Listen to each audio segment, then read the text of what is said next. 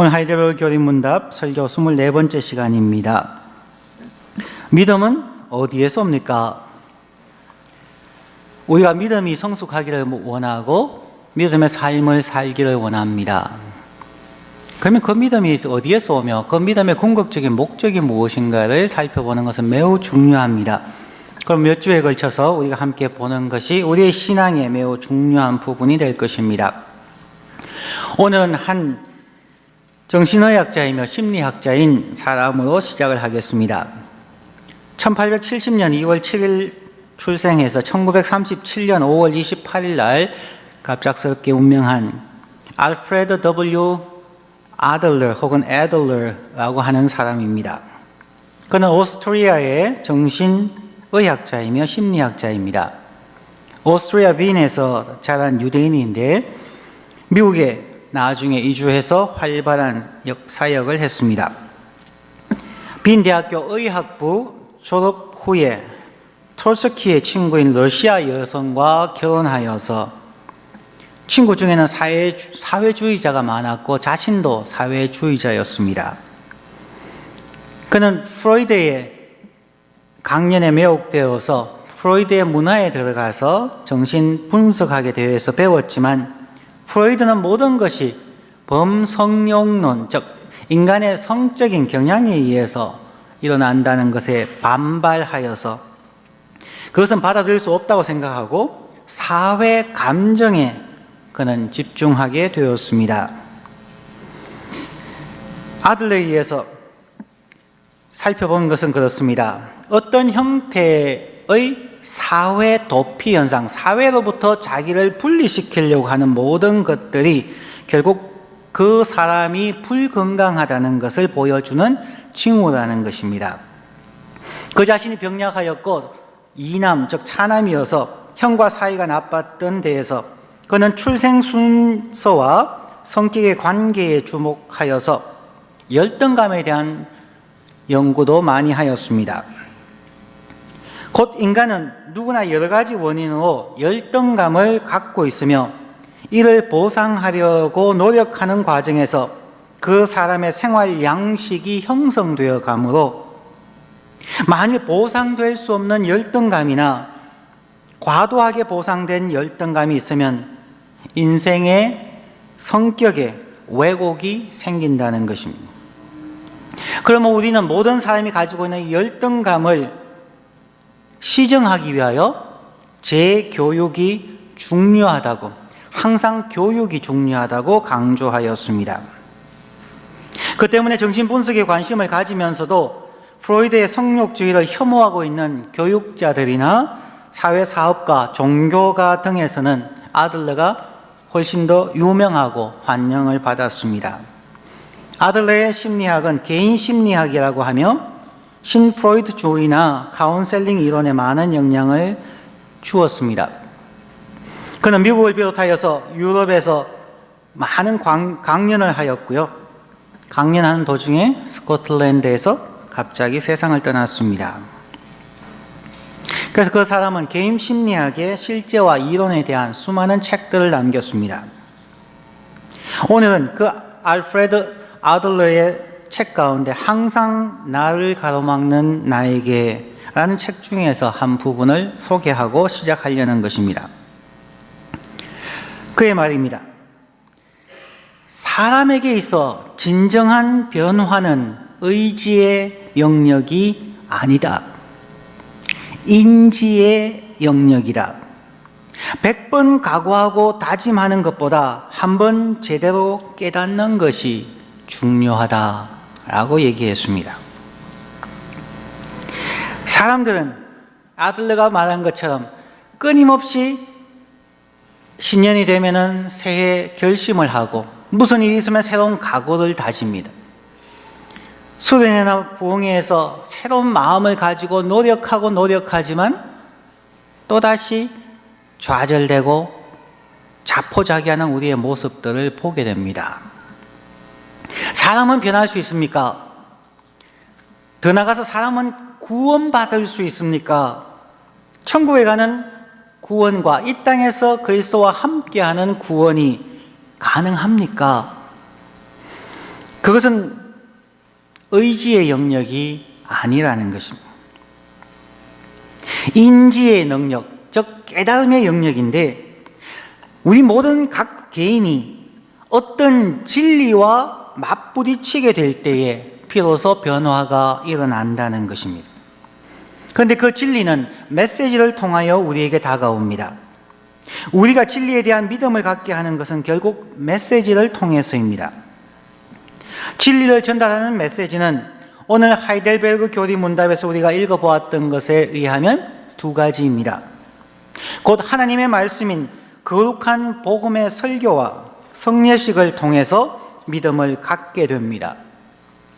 하나님의 말씀의 설교를 통한 진리와 우리가 맞부딪혀서 그것이 깨달아질 때에, 성례식에 참여하며 성례식을 통하여 예수 그리스도의 보혈과 죽으심과 구원의 사랑을 깨닫게 될 때에 변화되어진다는 것입니다.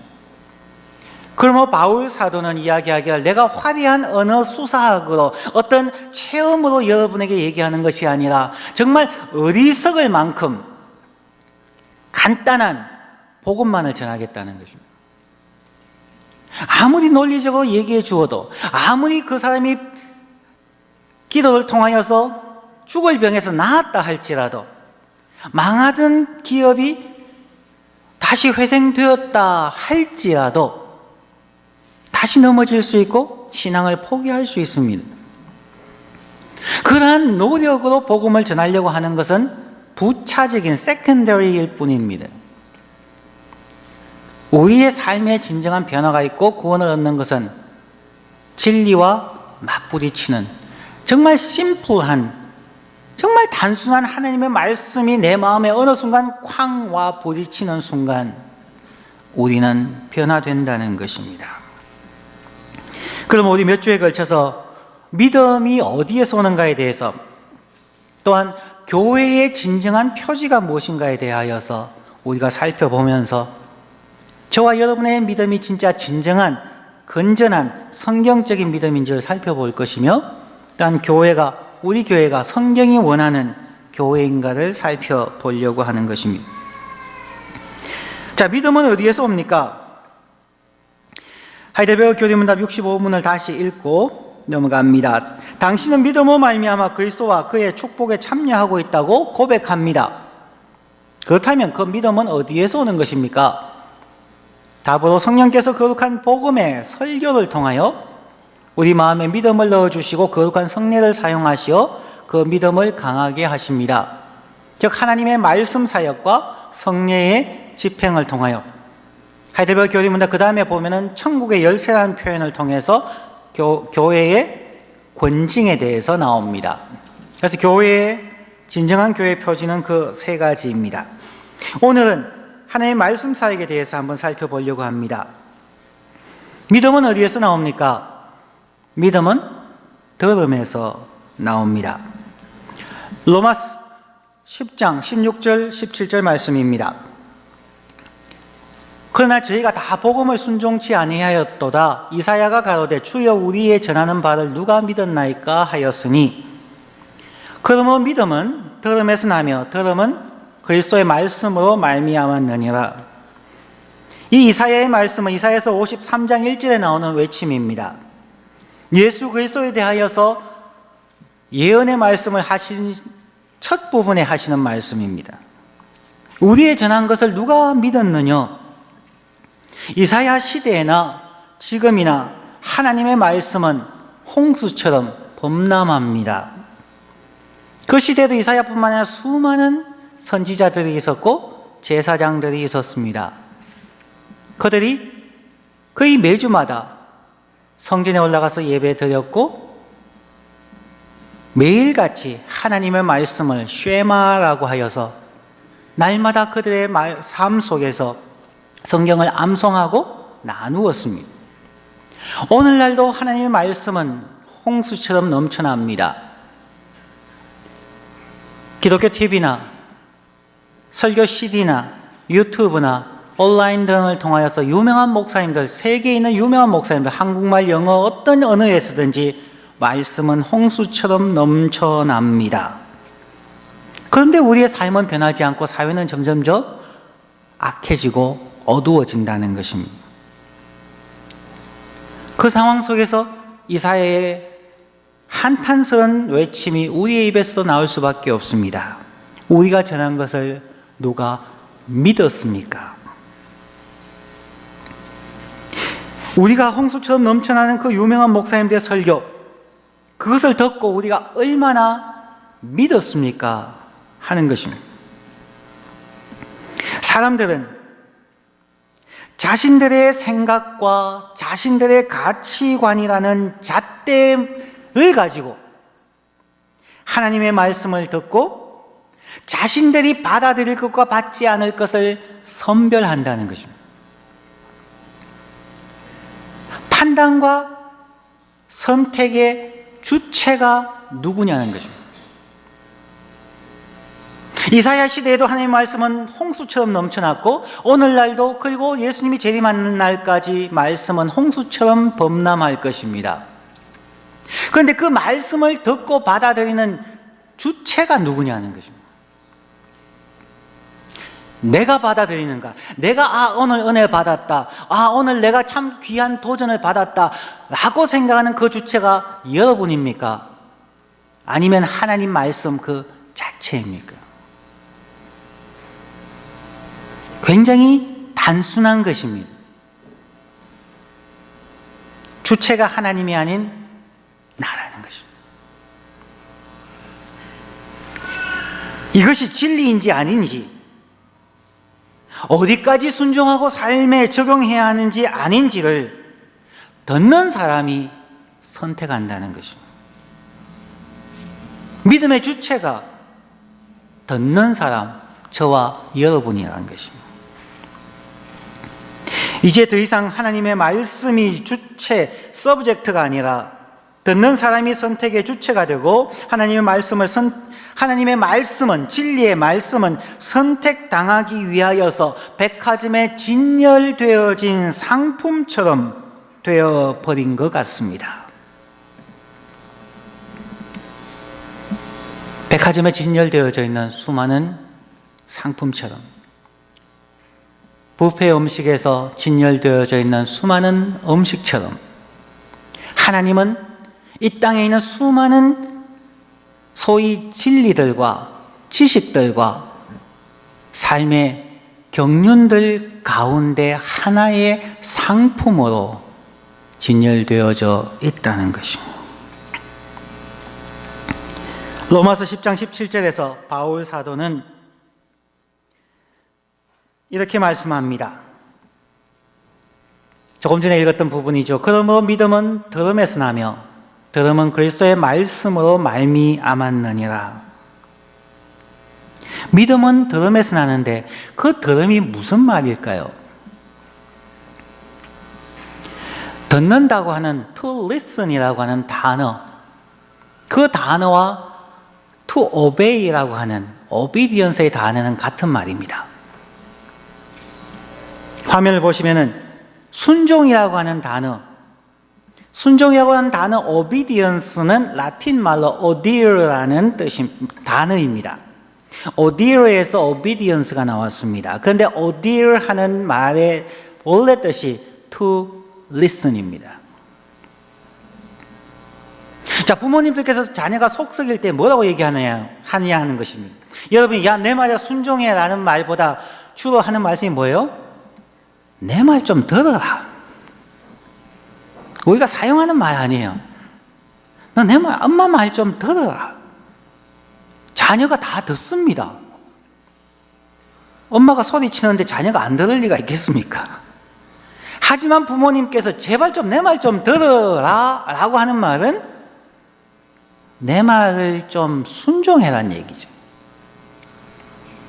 자, 여러분의 일상생활 속에서 쓰는 말입니다. 무슨 말인지 모르고 쓸 뿐이죠. 믿음은 들음에서 나온다 라고 할 때 obedience, audire에서 나오는 것입니다. 믿음은 듣고 순종하면서 나온다는 말입니다. 그리고 그 듣고 순종하는 말씀, 메시지는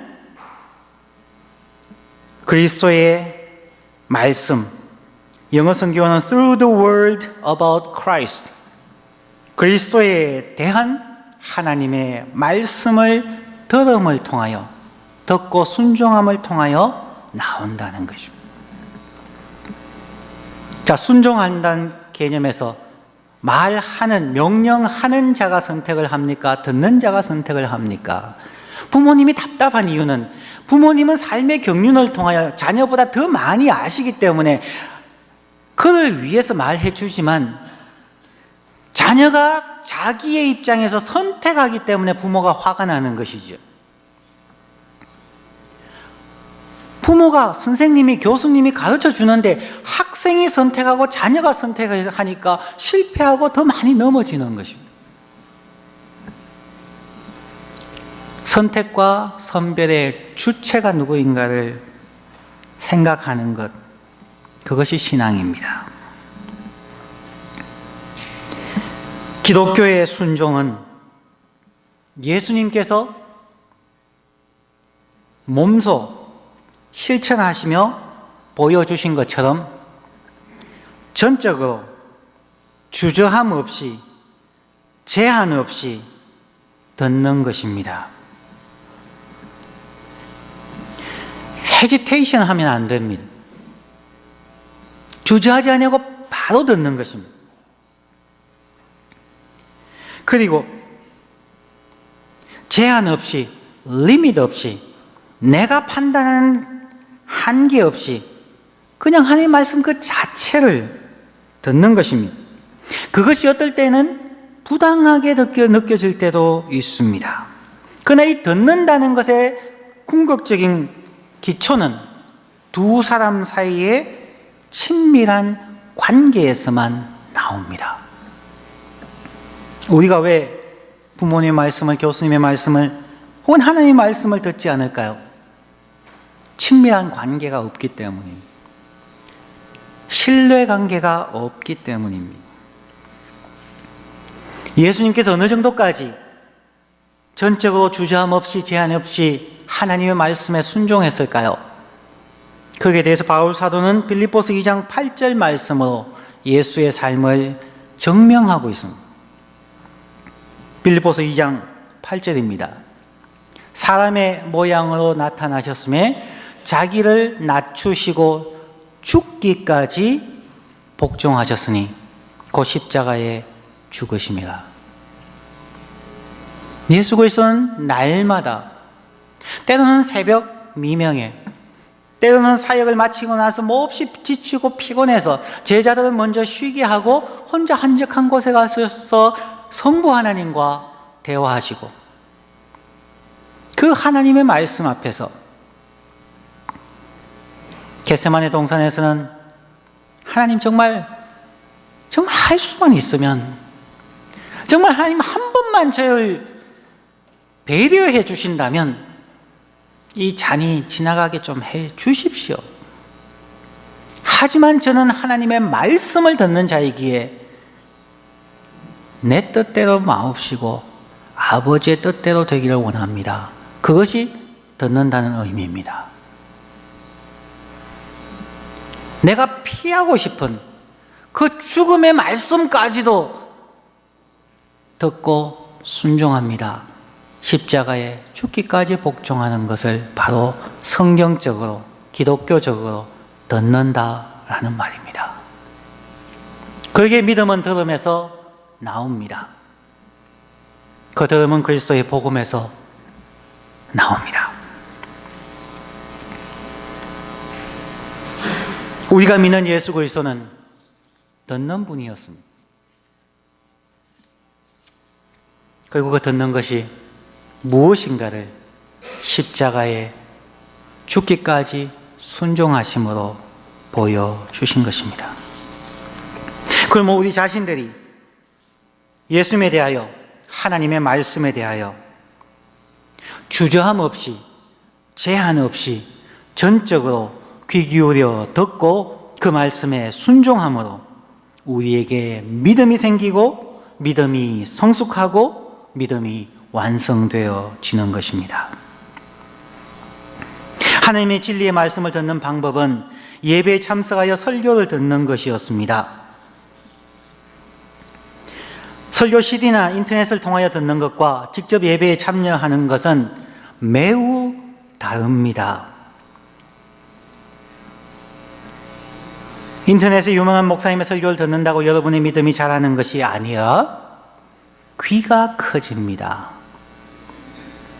비교하고 판단하는 귀만 커지지 우리의 믿음이 자라는 경우는 거의 없습니다. 왜 예배에 참석하여서 설교를 듣는 것이 중요할까요?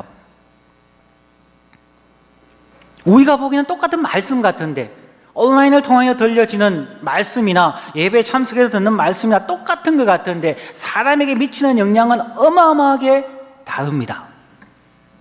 왜 그럴까요? 하나님 말씀에 나의 이름으로 주의 이름으로 두세 사람 모이는 곳에 내가 그들 가운데 함께 하겠다는 말씀처럼 하나님은 성경 전체를 통해서 볼 때에 하나님은 커뮤니티, 공동체와 약속을 맺으시지 한 명 개인을 가지고 약속을 맺는 경우는 거의 없습니다. 하나님은 나의 백성 가운데 계시겠다고 얘기하셨습니다. 그리고 예배를 전체를 통하여 예배의 시작부터 끝까지 하나님께서 임재하셔서 그 1시간, 1시간 반 동안에 하나님께서 각 성도들의 마음을 움직여 가시는 것입니다. 그 움직여감을 통하여 적당할 때에 하나님의 말씀이 선포되어지면 열린 마음에서 하나님의 말씀을 들으니까 훨씬 순종할 수 있는 마음의 준비가 되어지는 것입니다. 근데 온라인이나 CD를 들으면은 차 타고 가시면서 들으면은 운전하실랴, 이거 보실랴, 저거 보실랴 듣는 것 집중할 수가 없습니다. 그리고 하나님의 성령님께서 여러분의 마음을 감동하실 여유가 없으십니다. 그럼 예배에 참석하여서 설교를 듣는 것을 사이다별 교리문답에서는 얘기하는 것이 맞습니다. 물론 그 시대와 지금은 무려 거의 400년 차이가 나니까 그 당시에는 미디어가 발달되지 않았기 때문에 그럴 수도 있겠죠. 하지만 성경적으로나 경험적으로 예배에 참석해서 하나님의 백성 사이에 임재하시는 하나님께서 각 사람을 만져주시는 역사의 시간, 그 1시간 이상의 시간이 우리에게는 필요합니다. 그러므로 아무리 바빠도 아무리 힘들어도 혹은 여행 중이라 할지라도 가까운 교회에 찾아가는 것은 반드시 하셔야만 합니다. 하나님의 백성 사이에 들어가셔서 하나님의 말씀을 듣고 예배하셔야 합니다. 자, 그러면 하나님의 말씀을 듣는 몇 가지가 있습니다. 제가 여러분에게 이거는 그렇게 중요하진 않지만 소개는 하겠습니다. 제 스스로가 경험해 본 것을 가지고 한번 해봅니다. 하나님의 말씀 듣기에는 6가지가 있습니다. 첫 번째는 예배 참석해서 설교 듣기. 제가 생각하기에 가장 중요한 것입니다. 모이기를 힘써야 하는 하나님의 백성들에게 가장 중요한 부분입니다. 두 번째는 경건의 시간 큐티입니다. 큐티는 장점도 있고 단점도 있습니다. 1970년대, 80년대 한국의 성경이 그렇게 많이 읽혀지지 않을 때에는 이 경건의 시간이 한국교회에 엄청난 도전과 도움을 주었습니다. 보통 성경 구절 10구절에서 15구절 정도를 가지고 한 15분에서 30분의 큐티를 합니다. 성경을 읽게 한다는 면에서 너무나 좋은 것입니다. 단점이 있다면 너무나 적석에서 그냥 생각하고 읽고 적용점을 찾고 적용하는 너무나 인스턴트 식품처럼 만들어 버린다는 점에서 조금의 문제가 있습니다. 모든 것은 완벽한 것이 없으니까 경건의 시간 꼭 하십시오. 세 번째는 매일 성경 한 장 읽기를 하는 것입니다. 시간이 바쁘고 힘드니까 한 장씩 읽습니다. 그 다음엔 주중에 3장을 읽고 주말에 5장을 읽으면 성경을 1년에 한 번 끝낼 수가 있습니다. 근데 여러분이 책을 읽다 보면은 성경책 중에서 한 장을 읽을 때는 집중이 안 될 겁니다. 아무래도 마음이 힘듭니다. 저도 경험해 보니까 한 2장을 넘어가야 마음이 안정되어지고 성경의 의미를 조금은 더 깨달을 수가 있습니다. 그래서 한 장보다는 더 많이 읽는 것이 좋습니다. 5번째는 신학생들이 해야 되는 부분입니다. 성경 책별 읽기 하는 것입니다. 한 자리에 앉아서 성경을 한 권을 마태복음이면 1장부터 28장까지를 한 자리에서 다 읽는 것입니다. 그래야만 성경 전체의 흐름을 발견할 수가 있습니다. 이것이 어렵거든 시작을 유다서로 시작하면 좋죠. 한 장밖에 없으니까.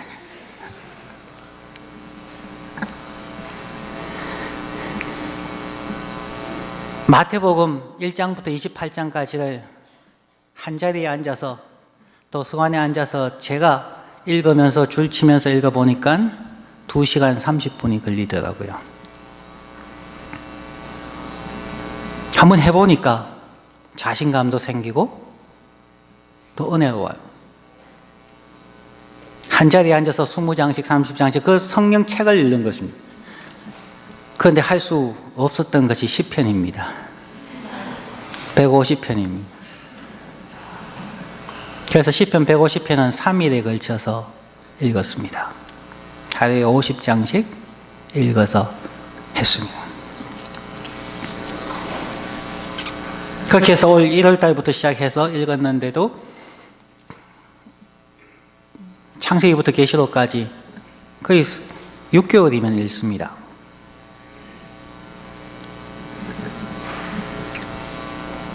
바쁘신 분들은, 학생들은 힘들지만 목회자들이나 시간이 연세가 리타이어 하시고 시간이 나시는 분들은 한번 시도해 보십시오. 참 괜찮은 방법입니다. 6번째는 성경 공부하기입니다. 같이 대화하며 배우며 사전도 찾고 공부하는 방법입니다. 어떤 방법을 선택하시든지 하나님의 말씀을 읽고 듣고 기도하며 순종하도록 하나님께 나아가시길 바랍니다. 2번째로 믿음은 그리스도인을 온전케 하는 하나님의 말씀으로 자랍니다. 자, 믿음은 이렇게 들음에서 시작을 하는데 그 믿음의 결국이 무엇입니까? 사람들에게 믿음이 무엇입니까? 그러면 살아계신 하나님을 믿는 것입니다.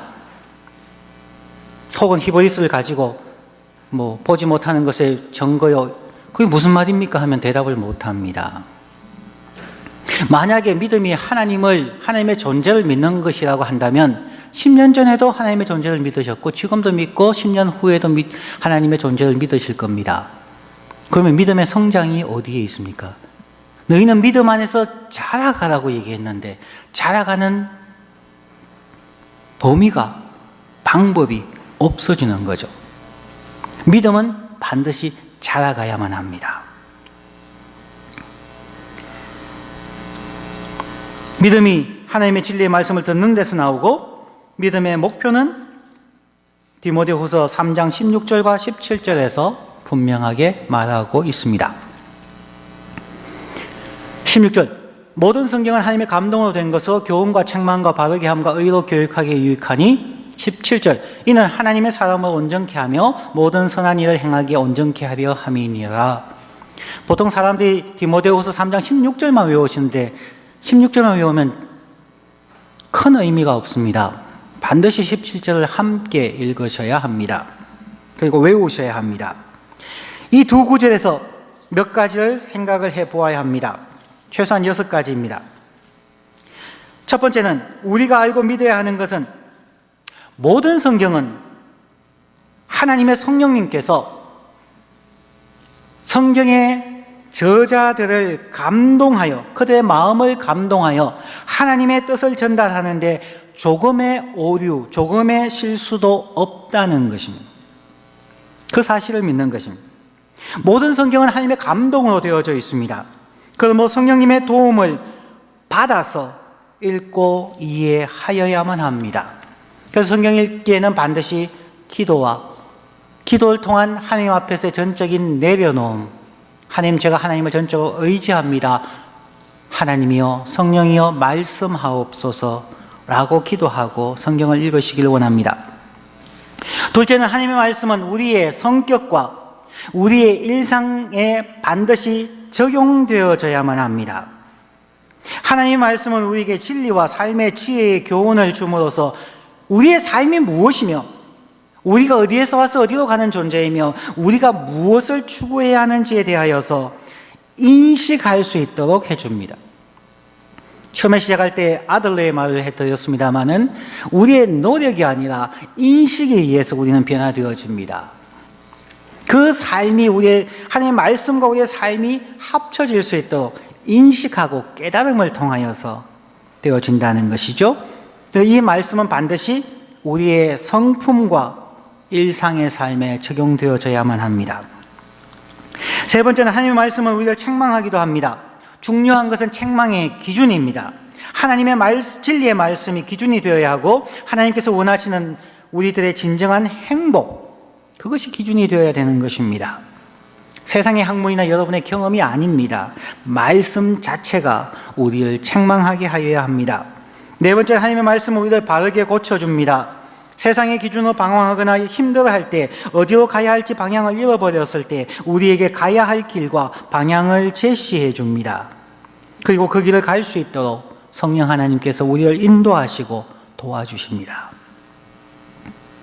다섯 번째는 하나님의 말씀은 우리에게 인턴십을 제공해 줍니다. 다시 말하면 하나님은 우리를 훈련하신다는 표현입니다. 훈련이라는 것은 시행착오를 받아주시고 때로는 실수를 통해 배울 수 있는 환경을 제공해 주시는 것입니다. 우리는 의로운 삶이 무엇인지 배우고 의로운 삶을 위하여 훈련하여야 합니다. 그 훈련의 중요한 부분이 바로 매뉴얼인데 그 매뉴얼이 하나님의 말씀입니다. 말씀에 대한 순종을 통하여 우리는 때로 시행착오를 거치면서 훈련되어 가는 것입니다. 이것이 모든 성경 하나님의 감동으로 된 것으로 교훈과 책망과 바르게 함과 의로 교육하기에 유익하니라는 부분입니다. 그러나 이것은 과정일 뿐입니다. 그러면 결론은 무엇인가? 17절 말씀에 so that 결론절입니다. 결과는 이렇게 되어야 한다는 것입니다. 아무리 성경을 많이 읽고 성경 박사가 되었다 할지라도 이 17절이 이루어지지 않으면 그것은 잘못된 것이라는 겁니다. 성경을 통하여서 교훈받고 책망받고 바르게 함과 의로 교육하기 유익함을 통하여 여러분은 17절이 이루어지고 있는지 오늘 확인하십시오. So that 그러므로 이 과정을 통해서 하나님의 사람으로 온전케 하며 모든 선한 일을 행하기에 온전케 하려 함이니라. 하나님의 말씀의 최종 목표는 우리 그리스도인들을, 하나님의 사람들을 온전케 만드는 것입니다. 아무리 성경 신구약 전체를 100번 읽었다 할지라도, 신학 박사가 10개 있다 할지라도, 갖가지 기적을 행하고 병을 고치고 예언을 한다 할지라도 그 사람의 성품이 하나님의 성품을 닮아서 온전케 되지 못하면 그것은 다 잘못이라는 거죠. 하나님의 감동으로 주어진 성경을 주신 이유는 단 하나의 목적을 위해서 주어졌다는 것입니다. 하나님의 사람으로 온전케 하는 것입니다. 하나님의 사람을 온전케 해서 그 사람의 성품을 가지고 온전한 세계관을 가지고 인생관을 가지고 살아갈 수 있게 만들어 주시는 것입니다. 하나님의 사람으로 만들어 주시는 것입니다. 그러므로 이 땅에서부터 하나님께서 원하시는 선한 일, 즉 가족을 위한, 이웃을 위한, 하나님의 나라를 위한 선한 일을 행하기에 온전하게 구비된 사람을 만들기 위하여 하나님은 성경을 주셨다는 것입니다. 하나님의 말씀을 주신 것이 은혜 받고 여러분 선교사 되라고 주신 것 아닙니다. 하나님의 말씀 듣고 감동해서 신학교 가서 목사 되라고 준 것 아닙니다. 성경 읽고 나서 기적을 행하고 대형 교회를 세우라고 주신 것 절대 아닙니다. 하나님의 말씀을 주신 이유는 단 하나밖에 없습니다. 여러분 개인이 그리스도를 닮아가고 하나님의 선한 일을 행할 수 있도록 준비시켜 주기 위함입니다. 하나님의 말씀과 우리의 믿음은 단순히 천국 가는 것이 아닙니다. 디모데후서 3장 16절 17절을 꼭 외우시고 특별히 17절을 외우셔서 우리의 신앙의 목표로 삼아야만 합니다. 쉽게 말하면 하나님은 성경을 통해서 저와 여러분이 행복한 삶을 살 수 있게 해 주시는 것입니다. 행복은 어디에서 오나요? 행복은 우리와 하나님의 관계가 건강해지는 것과 우리와 이웃의 관계가 건강해지는 것과 우리와 우리 자신과의 관계가 건강해짐을 통해서 나오기 때문입니다.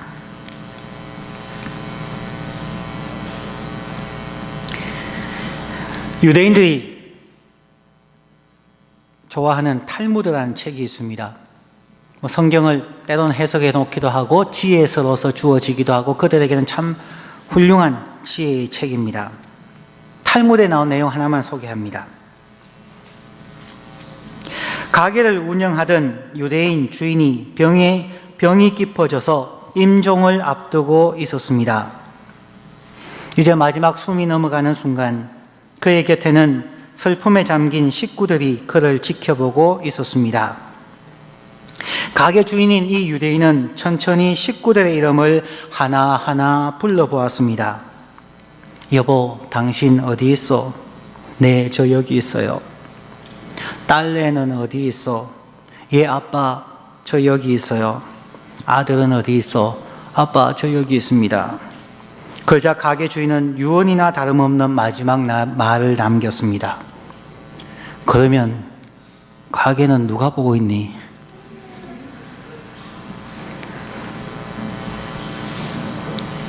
유대인으로서 그 구두쇠 같은 유대인들이 일생을 성경을 옷깃에 달고 외우고 암송하며 살았던 유대인,